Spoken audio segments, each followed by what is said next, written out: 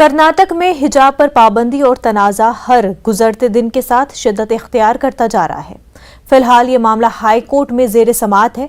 हुकूमत की जानिब से तालीमी इदारों को 3 दिन तक बंद रखने का फैसला किया गया है। एहतजाज दर एहतजाज जारी है। मुस्लिम तालिबात हिजाब पर मुसिर हैं और इसे अपना आईनी हक बता रही हैं। तालिबात का कहना है कि हिजाब से उनको तहफ़्फ़ुज़ का एहसास होता है, जबकि दूसरी जानिब भगवा शॉल में एहतजाजी इस हिजाब को उतार फेंकना चाहते हैं। इसी ज़मन में गुज़िश्ता रोज़ कई इलाकों में हंगामा देखने को मिला। पुलिस ने लाठीचार्ज भी किया।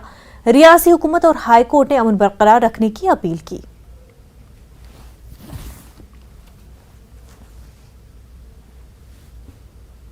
The act by the gundas of BJP and ABVP, what they have taken step in colleges in terms of removing the Indian flag and hoisting the Bhagwa flag and also attacking the colleges, it is totally unconstitutional. It is unsafe for whole educational system. So this has to be stopped and police should come into an action and government should take and police and department should take a strict action against them.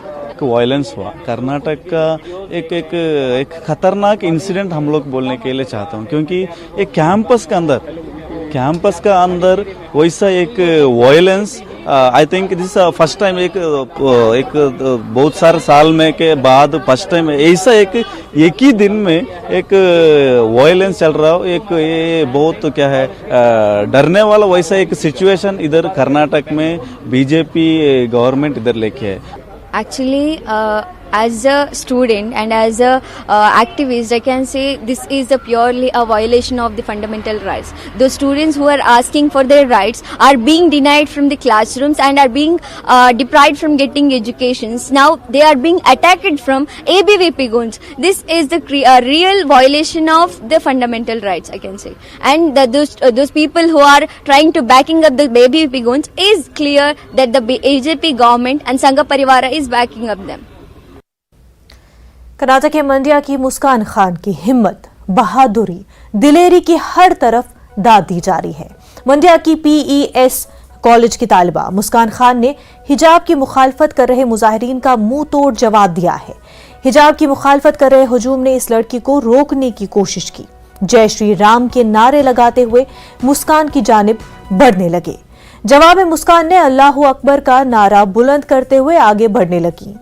PES college के टीचरों ने मुस्कान का साथ दिया, एहतजाजियों को दूर करने की कोशिश की। ये तस्वीर जब मंजर आम पर आई तो हर जानिब से इस लड़की के जज्बे की सताइश की जा रही है।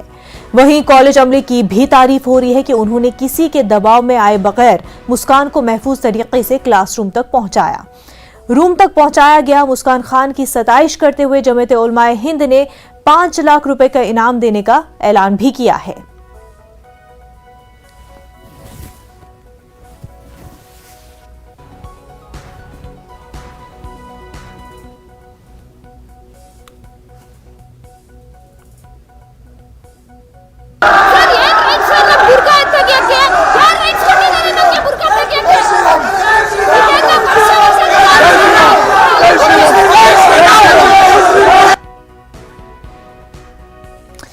वहीं कर्नाटक के वजीर तालीम BC नागेश ने कहा कि रियासी हुकूमत की जानिब से 5000 से ज्यादा कॉलेज चलाए जाते हैं और सब जगह अमन बरकरार है, सिवाय चंद के जहां कुछ शरपसंद अनासिर माहौल खराब करने की कोशिश कर रहे हैं। हुकूमत हालात पर काबू पा लेगी। फिलहाल कोर्ट के फैसले का इंतजार करना चाहिए। More than 5,000 plus number of colleges, few colleges in Karnataka. Out of that, the whole situation was under control till 1st of this month. Only when some political party instigated, there was a reaction from the other section of the society also. Even today, more than 5,000 colleges has run as it was running earlier. The attendance of the students was really good. Students always wants classes to be run. So, but some miscreants who want to disturb, who wanted to create some violence, did something in 12 or 13 colleges. So, but government is capable of handling them, and we also appeal to the students and general public that the matter, since matter is in the court, let the judgment comes, and we as a good citizen of the country should abide by the judgment of the court and don't take law into your hands. Karnataka में जारी हिजाब तनाजे पर अब प्रियंका गांधी ने भी tweet किया है। Congress general secretary Priyanka Gandhi ने ट्विटर पर लिखा कि खवातीन को अपनी मर्जी के मुताबिक लिबास पहनने का हक है जो उन्हें आईन ने अता किया है। ट्वीट के आखिर में प्रियंका ने अपनी मुहिम का हैशटैग लड़की हूं लड़ सकती हूं भी लगाया है। प्रियंका गांधी ने लिखा कि वो चाहे बिकनी हो, नकाब हो या जीन्स हो या हिजाब, ये औरत को फैसला करना है कि उसे क्या पहनना है। औरत को यह हक हिंदुस्तान के आईन ने दिया है, इसलिए खवातीन को हरासा करना बंद करें।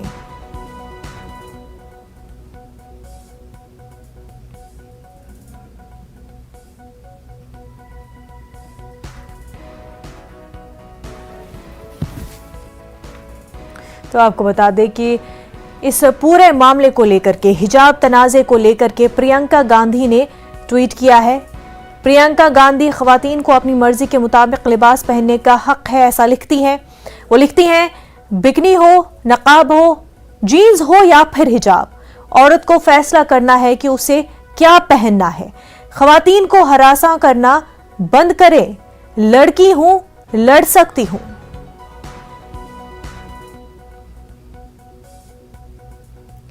प्रियंका गांधी का यूपी चुनाव का नारा लड़की हूं लड़ सकती हूं का हैशटैग प्रियंका गांधी ने अपने ट्वीट में भी लिखा है, जहां पर औरतों के हक के लिए आवाज उठाते हुए प्रियंका गांधी ने लिखा कि लड़की को यह हक है, आईन उसको हक देता है कि वो खुद ये चूज करे कि उसको क्या पहनना है। वो अपनी मर्जी से चाहे हिजाब पहने, नकाब पहने या फिर जीन्स पहने, यह आईन हक देता है कि खुद औरत ये चूज करे, न कि कोई और उसके हक में फैसला ले, न कि कोई और उस पर दबाव डाले।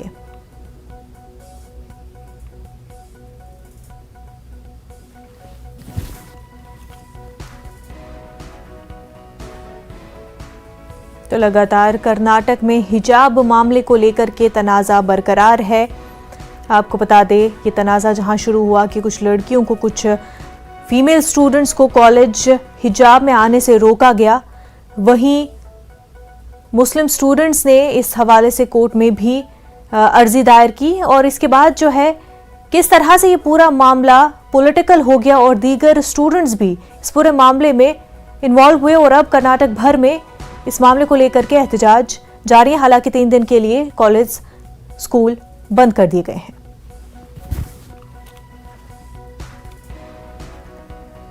वहीं मरकजी वजीर मुख्तार अब्बास नकवी ने हिजाब मामले पर रद्द-ए-अमल जाहिर किया है। उन्होंने इस मसले को फिरकावाराना रंग देने वालों पर तनकीद की है।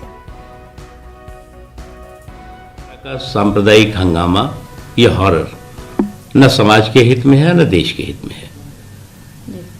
इंस्टीट्यूशंस के अपने ड्रेस कोड होते हैं, डिसिप्लिन होता है, डिग्निटी होती है, डिसीजंस होते हैं।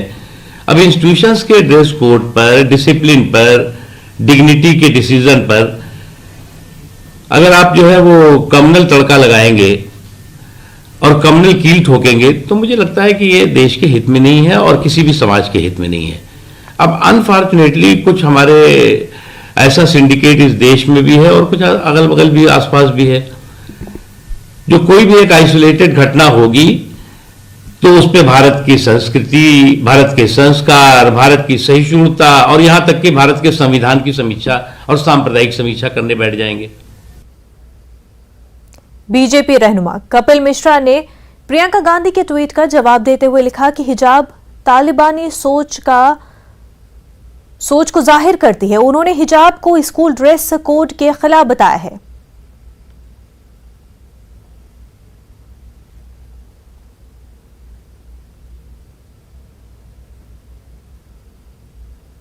वहीं कांग्रेस के सीनियर लीडर मल्लिकार्जुन खड़गे ने भी हिजाब मामले पर अपने ख्यालात का इजहार किया है। उन्होंने कहा कि इस मसले को सियासी रंग देकर फायदा नहीं उठाना चाहिए। खड़गे ने मजीद कहा कि हिजाब की वजह से तालीमी इदारों के डिसिप्लिन में कोई खलल पैदा नहीं होता है, लिहाजा इस पर किसी को एतराज नहीं होना चाहिए।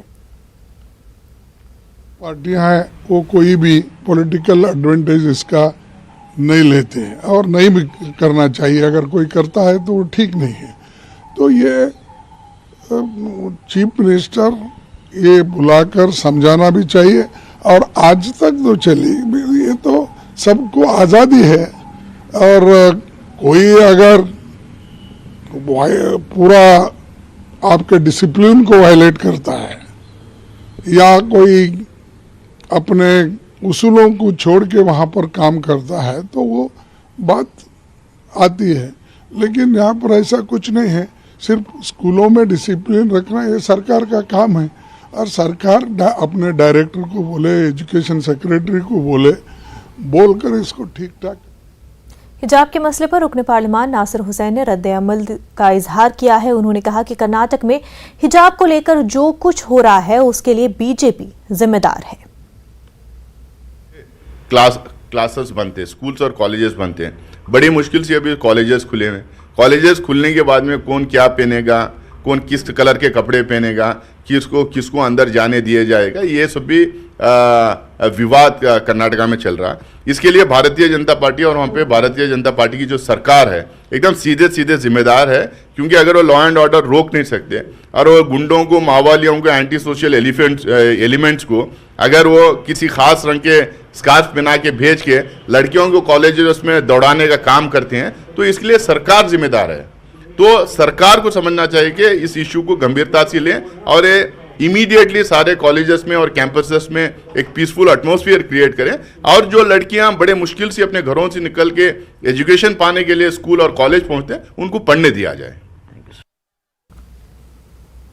वहीं कर्नाटक के शिमोगा के फर्स्ट ग्रेड कॉलेज में तिरंगा लहराया गया। NSUI के कारकुनों ने तिरंगा लहराया। ख्याल रहे कि गुज़िश्ता रोज इसी मकाम पर भगवा झंडा लहराया गया था। हिजाब मुखालिफ एहतजाज के दौरान कुछ अफराद ने भगवा झंडा लहराया था। दूसरी तरफ पुलिस ने दावा किया कि इस मकाम पर पहले से कोई झंडा नहीं था। पुलिस के मुताबिक खाली पोल कुछ लोगों ने भगवा झंडा लहराया था।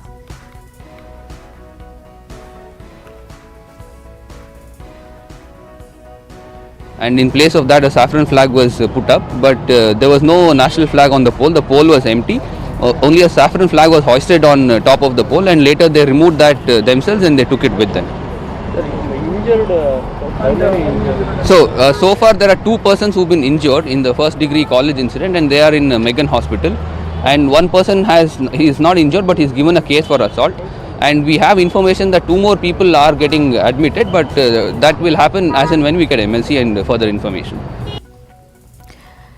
और वहीं नोबेल इनाम याफ्ता समाजी कारकुन मलाला यूसुफजई ने कर्नाटक हिजाब तनाज़े पर अपने रद्द-ए-अमल का इजहार किया है। मलाला ने ट्वीट किया है कि बाहिजाब तालिबात को स्कूल में दाखिल होने से रोकना खौफनाक है। मलाला ने लिखा कि खवातीन की तजसीम यानी गोश्त और खून से बनी शय तस्वुर करने की सोच बरकरार है। उनमें कम या ज्यादा लिबास पहनने के मामले में एतराजात भी बरकरार हैं। मलाला ने सियासी लीडरों से मुस्लिम खवातीन को हाशिए पर धकेलने की कोशिश को रोकने की अपील की है। वाज़ेह रहे कि गुज़िश्ता दिनों कर्नाटक में लड़कियों के एक सरकारी कॉलेज में कुछ तालिबात को हिजाब पहनने की वजह से क्लास से बाहर निकाल दिया गया था, जिस पर तनाज़ा हर गुजरते दिन के साथ शिद्दत इख्तियार करता जा रहा है। इस मामले में हाई कोर्ट में ज़ेर समाअत है ये मामला।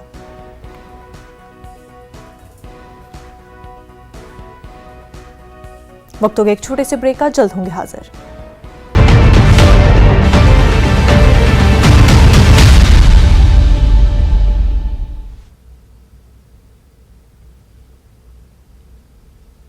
ब्रेक के बाद आपका खैर मकदम है। कर्नाटक के मंडिया की मुस्कान खान की हिम्मत, बहादुरी, दिलेरी की हर तरफ दाद दी जा रही है। मंडिया की PES कॉलेज की तालिबा मुस्कान खान ने हिजाब की मुखालफत कर रहे मुजाहिरीन का मुंह तोड़ जवाब दिया है। मुस्कान खान की सताइश करते हुए जमीयत उलमा हिंद ने 5 लाख रुपए का इनाम देने का ऐलान किया है।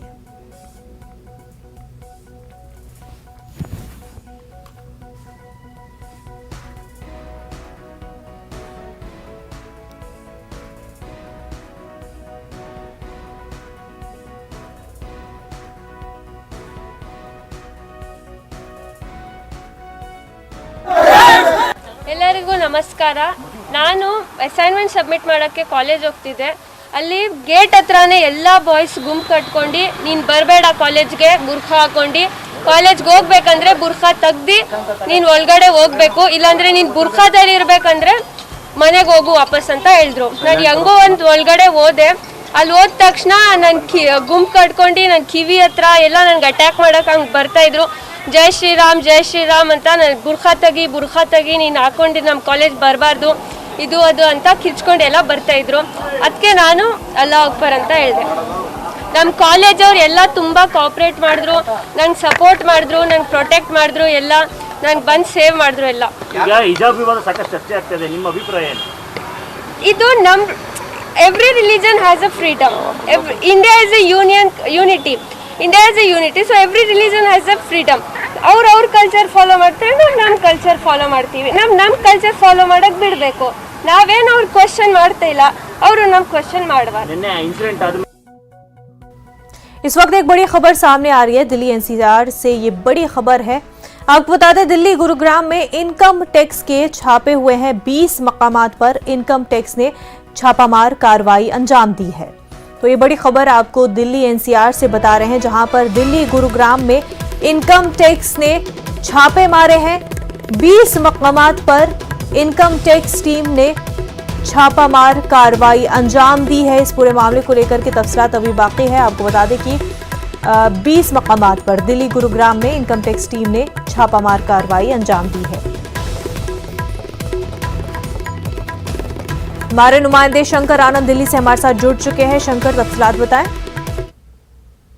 केंद्रीय जांच एजेंसी इनकम टैक्स की टीम इस वक्त में राजधानी दिल्ली हरियाणा के गुरुग्राम में तकरीबन 20 लोकेशन पे छापेमारी कर रही है।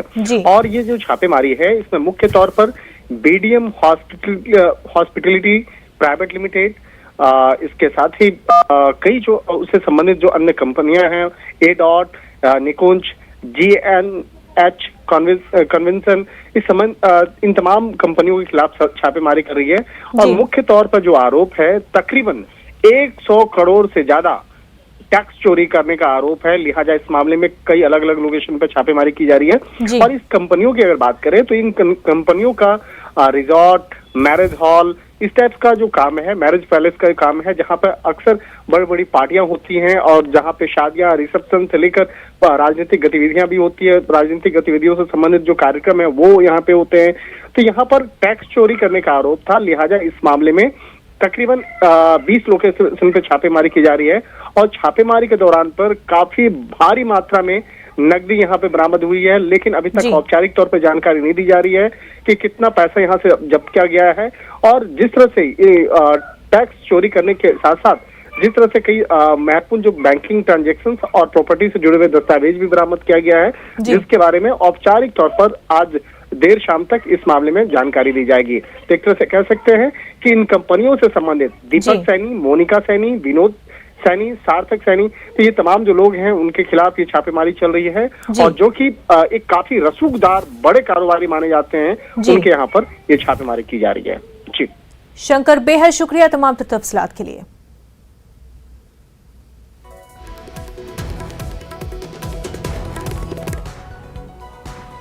आगे बढ़ते हैं। अमृतसर पंजाब में बॉर्डर सिक्योरिटी फोर्स के जवानों ने मंगल को देर गए दहशतगर्दी की कोशिश को एक बार फिर नाकाम बना दिया।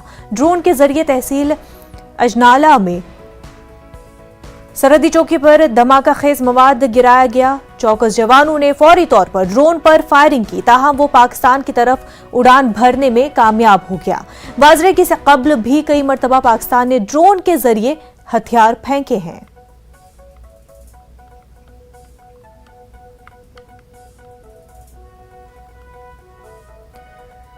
मुल्क में कोरोना के नए केसेस में बतदरीज कमी आ रही है। 24 घंटों में 71,365 नए केसेस की तस्दीक हुई है।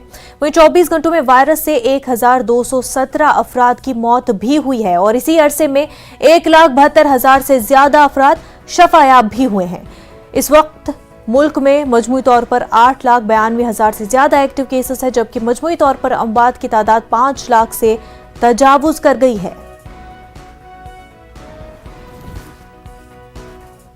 देश भर में कोरोना का संक्रमण तेजी से अभी फिलहाल फैल रहा है। हालांकि अगर 24 घंटे में कोरोना के रिकॉर्ड की बात करें तो 71,215 केसेस फिलहाल रिकॉर्ड किए गए हैं। वहीं अगर रोज मरने वालों का जो आंकड़ा है वो 24 घंटे में देखा जाए तो वो 1,217 हो गया है। सबसे महत्वपूर्ण बात यह है कि पूरे देश भर में अगर एक्टिव केसों की प्रतिशत में मात्रा की बात करें तो वो 2.11% जो संक्रमण दर है वो है। वही डेली पॉजिटिविटी रेट जो है वो 4.11% है। सबसे महत्वपूर्ण बात है कि सरकार के द्वारा बार बार ये सचेत भी कराया जा रहा है कि लगातार हमारे बीच में अभी जो कोरोना का संक्रमण है वो बना हुआ है। लिहाजा अगर आप अपने घरों से बाहर निकल रहे हैं तो सोशल डिस्टेंसिंग का पालन करें, मास्क पहने, हैंड सैनिटाइजर का प्रयोग करें। सबसे महत्वपूर्ण बात है कि पिछले कई दिनों से कोरोना का संक्रमण जो है वो बढ़ते हुए भी देखा जा रहा है और जो डेथ रेशियो है उसमें भी बढ़ोतरी देखी गई है। ये फिलहाल स्वास्थ्य मंत्रालय के लिए भी चिंता का विषय बना हुआ है क्योंकि साफ तौर से स्वास्थ्य मंत्रालय बार बार लोगों को सचेत कर रहा है। सबसे महत्वपूर्ण बात है कि सरकार के द्वारा जो फिलहाल कोरोना को रोकने के लिए गाइडलाइन जो लागू की गई है उसका पालन करना बेहद आवश्यक है। स्वास्थ्य मंत्रालय का भी फिलहाल तमाम देश भर के अस्पतालों पर भी नजर है। तमाम राज्य सरकारों से उनकी बैठकें चल रही हैं क्योंकि कोरोना के संक्रमण में किस तरह फिलहाल लगाम लगाया जाए। फिलहाल अच्छी बात यह है कि जो संक्रमण दर है यानी कि जो लोगों को नुकसान पहुंचाने का दर है उसमें फिलहाल कमी देखी जा रही है। लेकिन सबसे महत्वपूर्ण बात यह है कि जो डेथ रेशियो है वो बढ़ता जा रहा है और फिलहाल ये एक स्वास्थ्य मंत्रालय के लिए बड़ी चिंता का विषय है। बहरहाल कोरोना के संक्रमण को देखते हुए अगर आप लोग अपने घर से निकलते हैं तो कोरोना गाइडलाइन को लेकर जो तमाम चीज़ें बताई गई हैं यानी कि मास्क लगाएं, हैंड सैनिटाइजर का प्रयोग करें, सोशल डिस्टेंसिंग का पालन करें, उन तमाम चीज़ों का पालन करें ताकि आप भी सुरक्षित रहें और लोग भी सुरक्षित रहें। कैमरामैन हरीश के साथ सुशील पांडे, न्यूज़ 18 दिल्ली। खबरनामे में फिलहाल इतना ही। हमें दीजिए इजाजत। आदाब।